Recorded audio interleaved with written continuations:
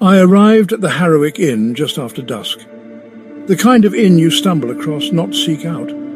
Tucked between fog-covered hills, surrounded by a forest that made its own rules, I was there to disappear. From whom or from what, I wasn't yet ready to admit, but I wasn't the only one hiding.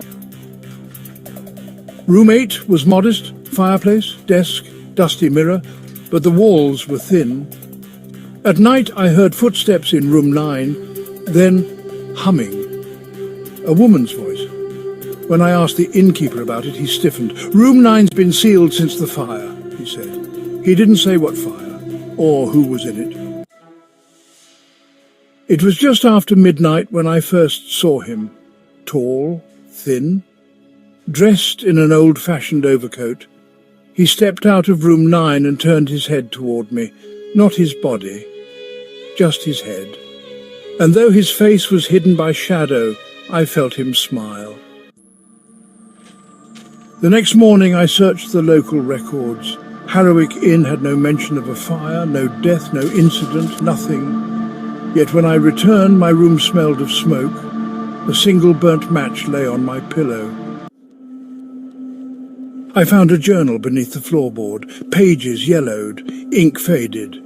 It belonged to the man who stayed in room 8 before me. He watches through mirrors, it read. Never look at your reflection after dark. I turned the page. There were dates. The last entry 4 years ago, it ended mid-sentence. I peered through room 9's keyhole. At first nothing. Then a flicker of candlelight. The man stood in the corner, facing the wall, and just as I moved away, he turned fast, like a hinge snapping. I fell backward. The door creaked open an inch, enough to whisper, "Come in!" I ran.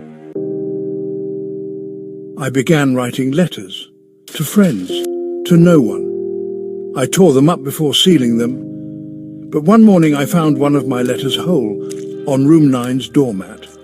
It was signed, "See you soon, Jay." I didn't sign it, and I don't know who Jay is. But I had seen those initials before, on the sheet music under my bed. The mirror in my room started showing things behind me. Not reflections, memories. A birthday I never celebrated. A woman crying by a window. Who was she? And then the man from room 9 behind me. But when I turned, I was alone. Alone with the ticking sound that wasn't a clock. On the 7th night, I heard the piano.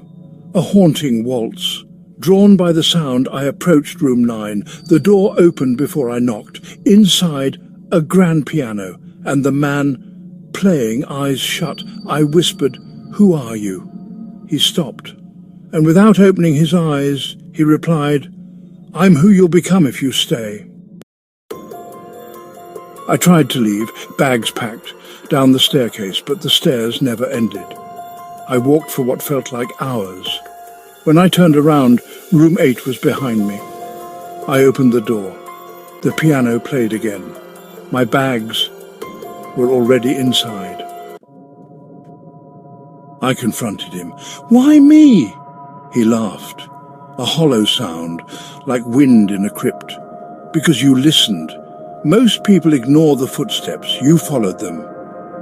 He stepped closer. "It's your turn to play now." He handed me the sheet music. Each page was blank.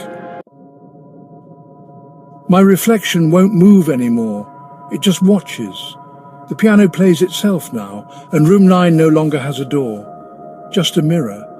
Sometimes I see guests arrive. They ask for room 8, and I smile from the other side, waiting, because someone must always be the man from room 9. Subscribe to Psych GB, where echoes never die, and stories never really end.